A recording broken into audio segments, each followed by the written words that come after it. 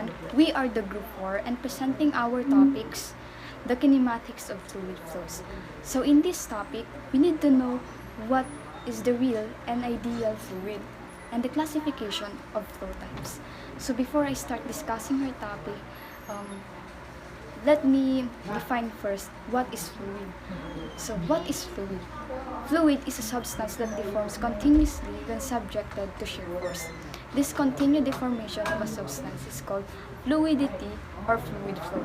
The fluid is generally in the form of either only on a liquid or gas form available. So, kinematics of fluid flows. Kinematics of fluid flow deals with the motion of fluid particles without considering the agency producing the motion. This deals with the geometry of motion of fluid particles. This also deals with the velocity and acceleration of fluid particles in motion. The motion of a fluid can be analyzed on the same principles as those applied in the motion of a solid. Here are the two types of fluids, the ideal fluids and real fluids. Basically, madaming types ang fluids, pero ito lang yung binigay na topic. So, ito lang yung i-discuss namin. Ideal fluids. So, known as the perfect fluid. The fluid which are without viscosity, surface tension, shearing force, and compressibility. Ideal fluids are all imaginary fluids and do not exist in nature with such properties. However, a few fluids such as air and water have exceedingly low viscosity, surface tension, and great resistance to compression are treated as ideal fluids for all practical purposes as their assumptions are helpful in simplifying the mathematical analysis. So, in ideal fluid, always incompressible, so it means constant density. And second thing that you should know is that ideal fluid is always going to have laminar, means steady flow. So later on, madidiscuss kung ano ang laminar flow. So example, if you look at water going to a pipe, let's say na see-through yung pipe, you would see that there's a constant stream of water and that looks neat and clean. And it always non-viscous flow. In other words, no friction. Yung flow ng tubig is smoothly lang at walang friction. So next is the real fluid or actual fluids. The fluid which have viscosity, surface tension, shearing force, and compressibility. All the fluids in actual practice are real fluids, and they offer a certain amount of resistance during fluid motion. So, sa real fluid, it could be compressible, could have turbulent flow, at saka may viscosity flow. Kapag sinabing viscosity flow, thickness of the fluid. For example, di ba, yung cup ng honey, then tinapon mo siya pa ganito. And then, yung flow ng honey is mabagal lang dahil yon sa viscosity. So, always remember, yung ideal fluid is incompressible, while real fluid is compressible. And ideal fluid is non-viscous flow, while real fluid has viscosity. And mostly yung mga problem na ma-encounter natin is ideal fluid, unless na sinabing real or viscosity. And in most real fluid problem naman, you will have viscosity pero wala siyang turbulence or compression of the fluid. So kanina nasabi ko na usually yung mga problem na ma-encounter natin is ideal fluid. Ngayon, magkaroon muna tayo ng assumption about the ideal fluid. Let's start by considering water moving along the hose. So, yung nakakapasok na tubig sa hose will eventually comes out sa isang end ng hose. So, parang volume in is equal to volume out. So, imagine naman what will happen to our hose if we had a really wide end and a narrow end. Will it still be the volume we put in a minute comes out in a minute? So, well, yes, it would be. So, this actually leads us to an equation, volume in per unit in time is equal to the volume out per unit. Now, the volume of flowing through a piece of equal to the length of the pipe times the surface area. That just parang mathematical equation lang ng volume ng prism. So, meron na tayong volume flowing in that unit time. We can write the surface area times the length of the pipe over time, and E is equal to constant. Ngayon, yung length that water flows over the time is actually the speed, because speed is distance travel over time. So, gagawin nating symbol V for speed, kasi similar din lang sila ng velocity. Ito, symbol V for speed. So, we can write the equation surface area times the velocity is equal to constant. So, this gives us the equation of A1 V1 is equal to A2 V2. So, yung mga nabanggit na mga formula kanina, magagamit natin yun sa solve nating problem. So, let's solve a problem. 7,600 gigaliter per year needs to flow through the Murray-Darling system to maintain its health. At one point along its path, the Murray has a width of 20 meters and depth of 5 meters. Assume all the water in the system flows through this point. What average speed is needed at this point? What speed is needed in a floodplain across sectional area of 1,000 meters squared? Ngayon, ang gagamitin nating formula is V over time is equal to constant. So, 7,600 gigaliters multiplied by 10 raised to 9. So,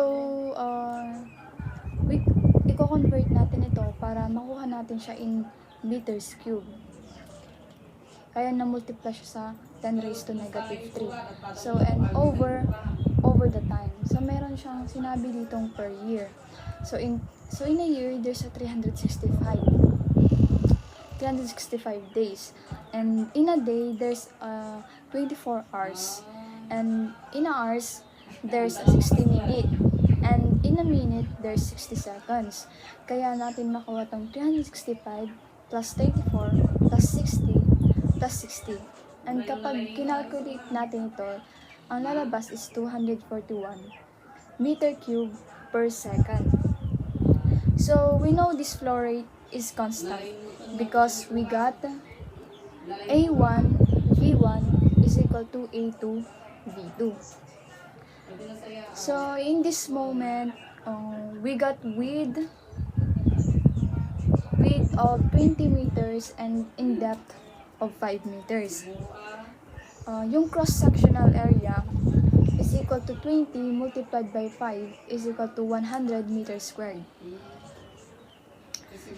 So, ngayon, makukuha na natin yung speed. Kasi kanina, meron na tayong flow rate, meron na din tayong cross-sectional area. So, AV is equal to 241 and 100 multiplied by V, and this speed is equal to 2.41 meter per second. So, ito na yung sagot kanina sa tinatanong na what average speed is needed at this point. So, next naman, tanong din dito is, what speed is needed in a floodplain across sectional area of 1,000 meters squared? So, merong 1,000 meters width, and yung gagamitin natin depth is meters, 1 meter. So, kanina nakuha na natin yung flow rate. So, 241 is equal to 1,000 multiplied by speed. So, we got the speed of this floodplain 0.20 per second. So, usually kasi, mas mabagal talaga yung daloy ng tubig kapag sa floodplain. And kanina naman, yung nakuha nating speed is 2.41, which is mabilis. Kahit na yung Mare Darling sinabing concentrated sa isang maliit lang na area. So, the next topic is the classification of flow types. Classification of flow types, laminar and turbulent. The highly ordered fluid motion characterized by smooth layer of fluid. The flow high viscosity fluid such as oil at low velocities is typically laminar. The highly disordered fluid types that typically occurs at high velocities and is characterized by velocity fluctuation. The flow of low viscosity fluids such as air at high velocity is typically turbulent. Reynolds classified the flow types according to the motion of fluids. Laminar flow. Every fluid molecule follow a straight path that was parallel to the boundaries of the tube. Transitional flow. Every fluid molecule followed wavy but parallel path that was not parallel to the boundaries of the tube. Turbulent flow. Every fluid molecule followed every complex path that led to a mixing of the dye. Laminar flow or streamline flow in pipes occurs when a fluid follows in a parallel layer with no disruption between the layers. At low velocities, the fluid tends to flow without lateral mixing and the adjacent layer slide past one another like playing cards. Laminar flow becomes turbulent with an increase in distance from the leading edge because the effect of the fluid viscosity is progressive. The middle layer is then affect the viscosity force from the relative difference of the velocities of the two layers, inner and middle. Next is uniform and steady flow. Uniform and steady flow. Steady flow. Steady flow do not change with position in the stream or with time. Example, flow of water in a pipe of constant diameter at constant velocity. Many devices such as turbines, compressors, boilers, condensers, and heat exchangers operate for long periods of time under the same conditions, and they are classified as steady flow devices. Steady non-uniform flow. Steady non-uniform flow change from point to point in the stream but do not change with time. Example, flow in a tapering pipe with constant velocity at the inlet velocity will change as you move along the length of the pipe toward the exit. Unsteady non-uniform flow. Unsteady non-uniform flow may change from point to point and with time at every point. Example, waves in a channel. Unsteady uniform flow. At a given instant in time, the conditions at every point are the same but will change with time. Example, a pipe of constant diameter connected to a pump pumping at a constant rate which is then switched off. Incompressible flow and compressible flow. When the density of flow varies with pressure, it is termed as compressible flow. The cylinder is sealed so that the gas cannot enter or escape. The fluid volume changes as the piston moves. However, the mass of the system does not change because the gas is not allowed to enter or leave the cylinder. Therefore, the fluid density must change because of the change in volume. The examples of the compressible flows includes aerodynamic applications such as flow over a wing or aircraft nacelle, as well as industrial applications such as flow through high-performance valves. Incompressible flow. When the density of flow does not vary with pressure, it is termed as incompressible flow. When compression and expansion do not significantly affect the fluid density, Consider a liquid in a cylinder. If the cylinder is sealed, the piston will stop moving once it contacts the liquid. As the piston retracts, an empty space is created above the liquid surface. The amount of space or the volume liquid occupies does not change. The example of the incompressible fluid flow is the stream of water flowing at high speed from a garden hose pipe, which tends to spread like a fountain when held vertically up, but tends to narrow down when held vertically down. The reason being volume flow rate of fluid remains constant. So the topic I will discuss is 1, 2, and 3-dimensional flow. In generally, all fluids flow 3-dimensionally with pressures and velocities and other flow properties varying in all directions. In many cases, the greatest changes only occur in 2 directions or even only in one. In these cases, changes in the other direction can be effectively ignored, making analysis much more simple. Meaning that one-dimensional motion describes objects moving in straight lines. Speed is a scalar measure of how quickly an object is moving along this line. Velocity is speed with a direction, making it a vector. If an object's velocity changes with time, the object is said to be accelerating. When restricted to one dimension, there are only 2 possible directions for the velocity and accelerations vectors to point in. Just like, for example, a car moving on a straight road. So, in analyzing the motion of objects, there are 4 basic parameters to keep track of. These are time, displacement, velocity, and acceleration. This is the example for 1D dimensional. Meron tayong constant motion or average velocity. So, ang equation nito ay V equals x over t. Para sa acceleration naman, maraming equation ito. Lagay natin.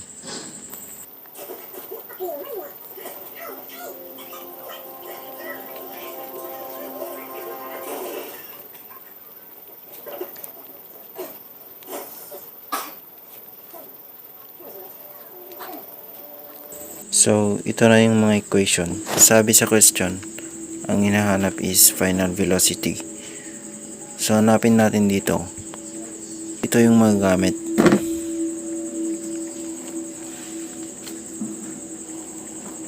Ito yung gagamitin nating equation. Before tayo mag-proceed sa solving, lagay muna natin yung given.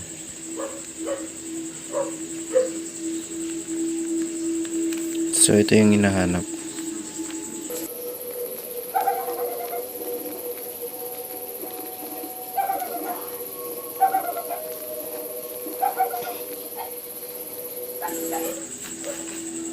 Nasulat na natin yung given. Proceed na tayo sa equation na to. Vf equals Vi plus At. Vf equals, plug in na natin yung mga numbers. 2.0 plus 1.5 then 3.0. So final velocity is 6.5 meters per second. This is the final answer. Ang next na magdi-discuss para sa 2 and 3 dimensional ay si Jake. My name is Jake Inwariso and I'll be discussing about 2 and 3 dimensional fluid flow. 2-dimensional flow, if it can be assumed that the flow parameters differ in this direction in the direction of flow and in one direction in the right angles. In this type of flow, the streamlines are curved lines on one plane and are same on every parallel plane. So, in fluid motion, can be said to be a 2-dimensional flow when the flow velocity at every point is parallel to a fixed plane. Like for example is flow over a car. Antenna is approximately 2-dimensional except near the top and bottom of antenna. Yun nga, parang masasabi ko na sa ganitong flow, ang mga streamline ay nagiging curve or parang nag-iibang direction, pero isa lang yung punto niya or point. Parang doon pa din siya napunta kung saan naka-point or dapat na nakadirect.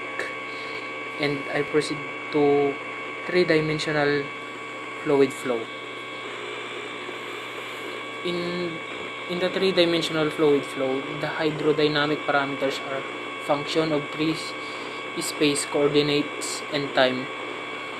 This means that the flow parameters like velocity, pressure, and so on vary in all the three coordinate direction. The motion of fluid elements in space simultaneously has three distinct characteristics: translation, rate of deformation, rotation. So, proceed ako sa volumes of three-dimensional shapes or three-dimensional formula. So, dito nga, nakikita natin na each shape may kanya-kanya silang volume. Like dun sa cube, volume niya is equals to a cube.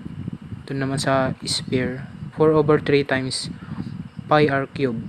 And in rectangular, volume is equals to a times b times c. Doon naman sa triangular prism, volume niya is area of base times height. And sa cylinder naman, volume niya is pi r squared times height. And doon naman sa cone, volume niya is 1/3 times pi r squared height. And sa pyramid naman, volume niya is 1/3 times base times height. So in H, length of height, and B is area of rectangular base. And proceed na ako sa basic example ng three-dimensional. So dito nga, yung problem is find the volume of the following cone. So napapansin nyo, yung shape ng problem is cone. And ano nga ba yung formula ng cone kanina? Ito yung 1/3 pi r squared times height. So yung value ng height ng volume na to is 18. Tas sa r naman is 8 cm squared. So 8 cm squared is equal to 64 cm squared. And 18 magiging 6 na yan, and magkakancel sila kasi magkakancel silang ganyan. Kaya ang sagot nila is 384 pi cm cube. So alam naman natin na yung value ng pi is 3.14, kaya hindi pa yan yung final answer niya. Kaya i-multiply natin siya sa 3.14. So ito yung sagot. Yung final answer niya is 1205.76 cm cube. Rotational flow. It is a type of flow in which fluid particles also rotate on their own axis while flowing along the flow lines. Irrotational flow. It's a type of flow in which fluid particles do not rotate about their own axis when they flow along the flow lines. Overall view.